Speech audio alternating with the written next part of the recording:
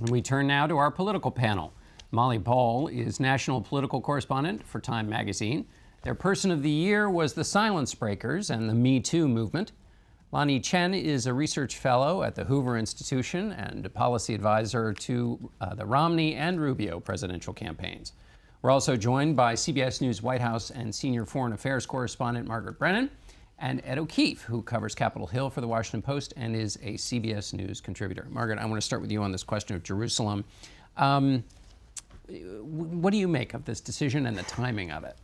Well, this appears to have been a significant foreign policy and national security decision made primarily for domestic political reasons by the President of the United States. He succeeded in touching probably the most sensitive nerve in one of the most intractable conflicts in history.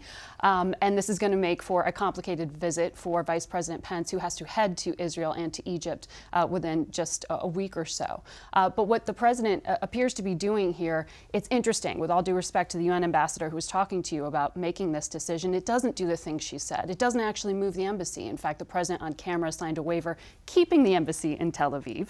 And it doesn't, for the moment, decide the fate of Jerusalem. If you listen to the president's national security team, who says, actually, we're still up for negotiation on the final status. In fact, if you ask U.S. diplomats where the city of Jerusalem is located, they still won't tell you it's located in Israel. They'll just tell you it's the political capital. So it appears to be the kind of sleight of hand that allows the president to say he achieved a campaign objective, much like the Iran deal, without necessarily changing things, because any new embassy is going to take 4 years or more to build.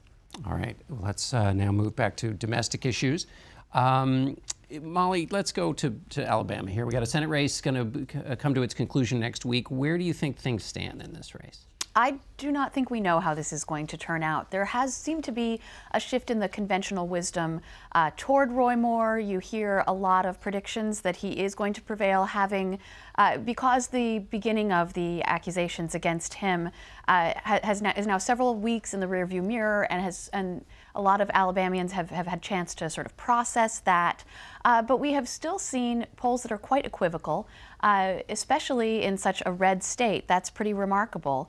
And what I have heard from my sources on the ground, and I'll be in Alabama in just a few hours, is that voters are pretty powerfully conflicted. You know, these are voters who generally want to favor the Republican, all other things being equal. But you have to remember that Roy Moore, even among Republicans, is a very polarizing figure. There's a lot of Alabamians who see him as an embarrassment to the state, or just as not the sort of person, particularly considering these charges, that they want representing them. So whether that is enough to put a Democrat over the top in a state like Alabama, it's very difficult to tell. Lanhee, let me ask you about the reaction to the RNC's supporting Roy Moore this week, the president supporting Roy Moore. There was some talk about and coverage in Republicans saying, I'm through with the party because they're supporting him. Now, that can get over-torqued in today's media environment, so it's hard to know what the level of real outrage. I mean, obviously, Ben Sasse said what he said. Senator Collins was disappointed, too. What's your sense of how big a deal this is outside of Alabama for the Republican Party where it is right now? I think that it is a developing big deal, if that makes sense. As we go into 2018, this is not the last time we're going to see some version of this movie. In other words, I think you're going to continue to see this conflict between different parts of the Republican Party. And yes, it's played out in Alabama in a really concerning fashion. A guy like Roy Moore, clearly very flawed and very problematic. But you're going to have contested primaries potentially in states like Arizona, maybe even Nevada next year. So this battlefield is just being played out right now. People are just kind of stepping onto this battlefield. So I think to the extent that we're seeing this in Alabama now, what we're seeing is a microcosm of the kinds of battles we're going to see through 2018. And for Republicans like myself, it's very concerning because what you're seeing is a fundamental split and fracture in the party that we've known has existed for some time, but now is being played out in a very public way and being played out in elections that really do matter and have policy consequences for the last 2 years of President Trump's administration, at least for his first term. Well, and Ed, and it was the policy implications President Trump was arguing for, basically saying, whatever you may believe, I want a Republican in that seat. It worked for him, because remember, in the last few weeks of the presidential campaign, he was running around the country saying to Republicans, you may not like me, but I'm going to appoint conservative Supreme Court justices and other conservatives to the court. And it worked. 1 in 5 voters showed up, and the exit polls showed the Supreme Court was their top concern. Moore's making the same exact argument, and that may, in fact, end up working for him. What I find interesting, and what will be very curious to track in the next few weeks, is if he wins, how quickly does that ethics investigation begin? How long does it end up taking? And what do they do if it brings forward information that suggests conduct unbecoming of a senator? Susan Collins seemed to suggest today that would be a difficult thing to do, to expel him. But the fact that there could be a secretive ethics investigation underway will just hang over the Republican Party on Capitol Hill over the course of most of the year, most likely.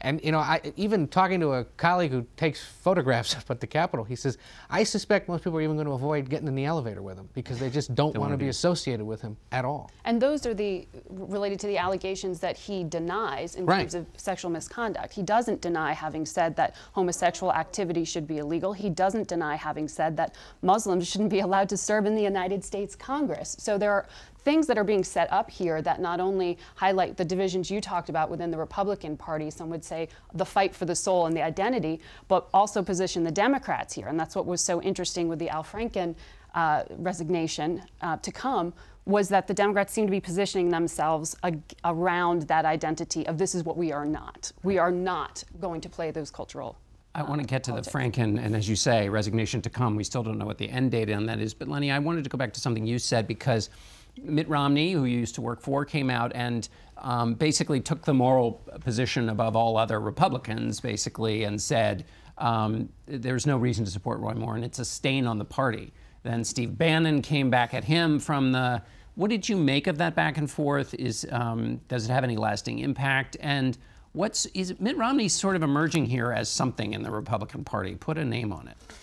Well, he's sort of the sensible conscience of the Republican Party in a lot of ways. I mean, look, the only reason anybody cares about what Steve Bannon has to say is to the extent that people think he's a proxy for the president. To the extent that people think that Steve Bannon's expressing a point of view that the president holds, then it's relevant. Otherwise, he's just a political pundit out there with another opinion. And the question really will be to what extent the president carries through this argument. If there is a Senate campaign to be had in Utah for Governor Romney, for example, to what extent is the president willing to go out there and prosecute some argument against Mitt Romney or try to find somebody to run against him? That's the only way it becomes relevant. Otherwise, it's all just a bunch of blather as far as I'm concerned. Now, it's very concerning blather because obviously what Bannon said was completely beyond the pale, what Bannon said about Governor Romney. But I think Governor Romney is putting out there a point of view that needs to be articulated in the Senate and in the Congress beyond the 2018 election cycle. Just so people aren't confused, Steve Bannon said that Governor Romney docked service in Vietnam because he had a religious exemption. He went over, he was a missionary in France, which is a strange thing to say given that his president, Trump, had many, many deferments from the Vietnam War. Let me, Molly, switch to you here on the question of Al Franken. You wrote about him this week and you said he really didn't want to leave the Senate.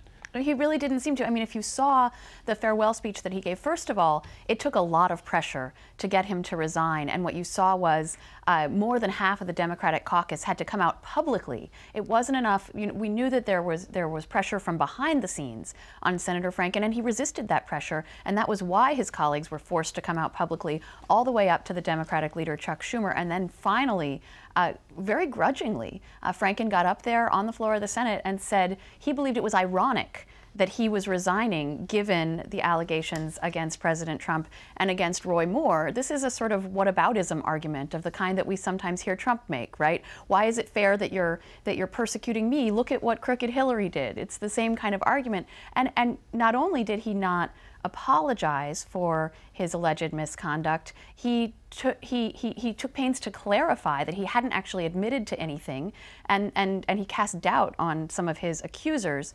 But he did accede to this pressure. There's a lot of resentment and disagreement in Democratic circles about whether this was the right thing to do. A lot of Democrats talking about where they're setting the standard and whether it's fair. Minnesota Democrats, very sad to lose Franken. The National Party, sad to lose someone who's probably the biggest fundraising draw for Democratic candidates across the country.